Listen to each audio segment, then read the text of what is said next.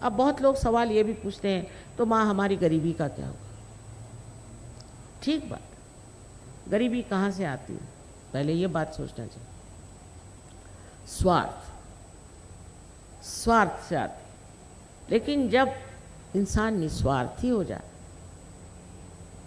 और जब वो सामूहिकता में आ जाए,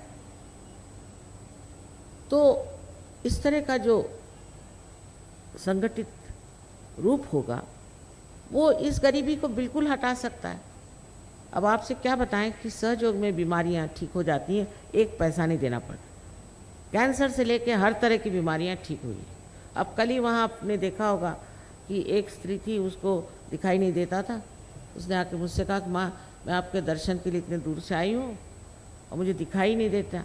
तो मैंने बस उसके सामने एक कैंडल पकड़ा और थोड़ी देर में कहती मुझे सब दिखाई देने लगे। कुछ मैंने नहीं किया, मैंने नहीं किया।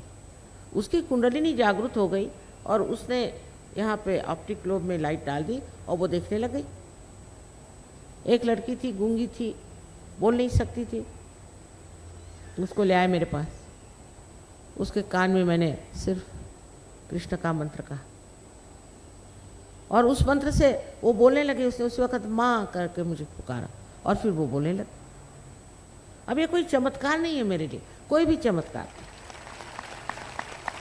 आपके लिए चमत्कार हो गया, ये कोई चमत्कार की बात नहीं। देखिए, ये जो कुंडलिनी है ना, ये जब जागृत होती है तो ये जो 6 चक्रों में से गुजरती है और इन 6 चक्रों में से गुजरते वक्त ये आपके चक्रों को पूरी तरह से प्रकाशित कर देती है और उसके अंदर उसकी ऊर्जा, उसकी एनर्जी भर देती है। इन चक्रों की गड़बड़ी से ही आप बीमार रहते हैं, आपको तकलीफ है। और जब ये कुंडलिनी उड़ गई तो फिर क्या कहने, फिर सभी चीज़ ठीक हो गई, सभी मामले ठीक हो जाते हैं। और इस तरह से हजारों लोग ठीक हो गए।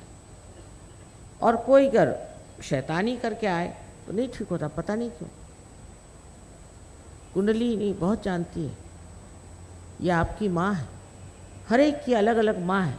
और जैसे टेप रिकॉर्डिंग होता है उस तरह से आपके बारे में हर एक चीज़ वो जानती है। और अगर आपके अंदर नम्रता है तो कुंडलिनी चढ़ के सारे काम ठीक। कितने ही लोग सहयोग से ठीक हो गए, ये सच बात है, ये झूठ बात है। किंतु ठीक होने के लिए सहयोग में ना आई, पार होने के लिए आई, वो अच्छा है। पार होते ही आपकी बीमारियां भी ठीक हो जाए। अनेक तरह के रोग ठीक हो गए, बच्चे नहीं होते थे उनको बच्चे हो गए, बहुत से इस तरह की बीमारियां कि जिनका कोई इलाज नहीं है, ऐसी बहुत सारी बीमारियां सहयोग से ठीक हो जाए। अब अपने यहाँ ये किसानों का देश है। कितने लोगों से बताया कि भाई सहयोग से, वाइब्रेशन के पानी से अगर आप अपनी खेती करिए, आप लोग सहयोग में आ जाइए तो आपकी खेती 10 गुना बढ़ सकती। पर कोई सुनते ही नहीं। कौन से कृषि विद्यालय के लोगों ने भी इतना उस पर रिसर्च किया और खबर करी कि भाई ऐसा रिसर्च हुआ है। देखो, यहाँ तक कि ऑस्ट्रिया से एक बड़े मशहूर आए थे यहाँ पर, मिस्टर हमीद, डॉक्टर हमीद, और वो यूएनओ में पहले एडवाइसर थे।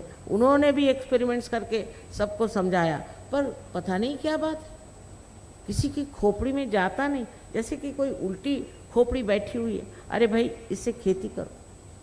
खेती करने से देखो, आपको 10 खेत दिखाई दें और उसमें से एक हरा भरा खेत हो तो जान लीजिए यह किसी न किसी सहयोगी का। हर चीज़ में, पशुपालन में हमने देखा है, इन्होंने एक्सपेरिमेंट्स किए और बताया कि एक गाय करीबन 10 किलो तक दूध दे सकती है। बड़ी हैरानी की बात है, अपनी हिंदुस्तानी गाय। और ये जो बीज इस्तेमाल करते हैं वो भी ऐसे बीज नहीं कि जो कहीं से दुकान से खरीदे हैं या कुछ है, पर सर्वसाधारण बीज। उस बीज से इतना उपजता है, पर कोई सुनने को ही तैयार नहीं। इस भारतवर्ष में तो अब कोई न्यूज़पेपर वाले को बुलाओ तो वो उनकी दृष्टि ये कि आपके यहाँ कारपेट बिछा था, आपके यहाँ वो एक दीप जला था, अरे कुछ और उससे आगे है कि नहीं। एकदम कुछ देखते नहीं, कुछ सुनते नहीं, ना कुछ लिखते हैं, कुछ बेवकूफ़ी की बातें लिख देते हैं। उसमें कोई अर्थ नहीं, इतनी बड़ी चीज़ हम आपके सामने ले आए हैं, अरे भाई कुछ तो सुनो। नहीं, सुनने को तैयार ही नहीं हो। पता नहीं इन लोगों का दिमाग कैसा है यहाँ। उल्टे आप रशिया में देखिए कि वहाँ की सेंट पीटर्सबर्ग की जो बड़ी पुरानी, सबसे पुरानी कहते हैं वो एकेडमी है, साइंस एंड आर्ट्स। उन्होंने हमें इतना बड़ा खिताब दिया कि मैं तो हैरान हो गई। मैंने कहा साहब मैं तो कोई ग्रेजुएशन भी नहीं किया रहे, मैंने साइंस ने आर्ट्स कुछ नहीं किया। तो उन्होंने ये कहा कि जितने डिस्कवरर होते हैं जो खोज लगाते हैं वो कभी यूनिवर्सिटी भी नहीं जाते, और हमारे यहाँ सिर्फ 10 को दिया है, उसमें से आप एक है, एक आइंस्टीन है। तो मैंने कहा आइंस्टीन को दिया, मुझे भी दिया? हाँ, आप तो आइंस्टीन से भी आपने बड़ी बारी खोज कर दी। और मैं इतनी शर्म के मारे मुझे समझ नहीं आया कि ऐसा कुछ मैंने काम तो नहीं किया। ये तो हमारी पुरानी चीज़ है, हमारे देश की यही धरोहर है, यही हमारा हेरिटेज है। कहाँ से कहाँ, कितने साल, 13,000 वर्ष पहले मार्कंडेय ने लिखा संस्कृत में। तो एक बात ज़रूर है कि पहले एक गुरु एक ही शिष्य को दिया, जैसे राजा जनक ने एक नचिकेता को दिया, और यही परंपरा थी। पर 12वीं शताब्दी में ज्ञानेश्वर जी ने अपने गुरु, उनके भाई साहब, उनसे कहा कि नहीं, मुझे आप इतनी इजाज़त दे दीजिए कि मैं इसके बारे में लिखूं, इतनी मुझे इजाज़त आप दे दीजिए। और जब उन्होंने लिखा, छठी उनका जो ज्ञानेश्वरी में 6वां अध्याय है, उसमें कुंडलिनी बड़ा सुंदर वर्णन किया है, और इस कुंडलिनी के कारण ही आत्म प्रकाश को प्राप्त करते हैं, ये भी स्पष्ट रूप से लिख दिया। तो उस वक़्त जो धर्म मार्तंड थे, उन्होंने कहा ये सब बकवास है, ये निषिद्ध है, कोई पढ़ो ही नहीं, इसको जानो ही नहीं, और काट दिया। आजकल भी ऐसे बैठे हुए, कोई धर्म मार्तंड है तो कोई और तरह तरह के लोग जो कि अपने को बहुत अक्लमंद समझते हैं, और वो एकदम काट देने की वजह से वो लोप सा ही हो गया। पर तो भी एक गुरु के एक शिष्य होते। नाथपंथियों ने ये कार्य किया। अपने यहाँ 3 तरह के कार्य हुए, उसमें एक वेदों के कार्य हुआ, और उससे वेदांत, और एक भक्ति का कार्य हुआ। लेकिन जो असल कार्य था वो हुआ है नाथपंथियों ने, जिन्होंने कुंडलिनी का जागरण आदि उस पर बहुत कुछ काम किया। नानक साहब भी जानते थे, बहुत अच्छे से जानते थे। नामदेव एक दर्जी था हिंदुस्तान का। हिंदुस्तान में दर्जी की क्या ऐसी कोई बड़ी भारी तो विद्वत्ता नहीं मानी जाती, एक साधारण दर्जी, और उसकी नौकरानी भी बड़ी भारी पहुंची हुई जनाबाई। ये गए मिलने एक कुम्हार से, उसका नाम था गोरा कुम्हार। वो कुम्हार वो अपने पाँव से मिट्टी तोड़ रहा था।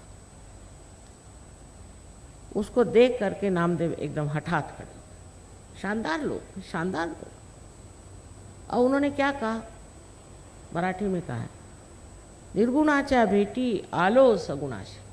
मैं तो निर्गुण को, निराकार को मिलने आया था, तो तू तो सगुण में खड़ा है। ऐसी बात कौन कह सकता है? कौन ऐसी बड़ी बात दूसरे के लिए कह सकता है? हिंदुस्तानी अगर एक दूसरों को मिले तो गाली न दे तो ही शुभ समझिए, लेकिन एक संत दूसरे संत को देख के क्या कहता है? क्या कहता है कि तू तो साकार में निराकार खड़ा हुआ है।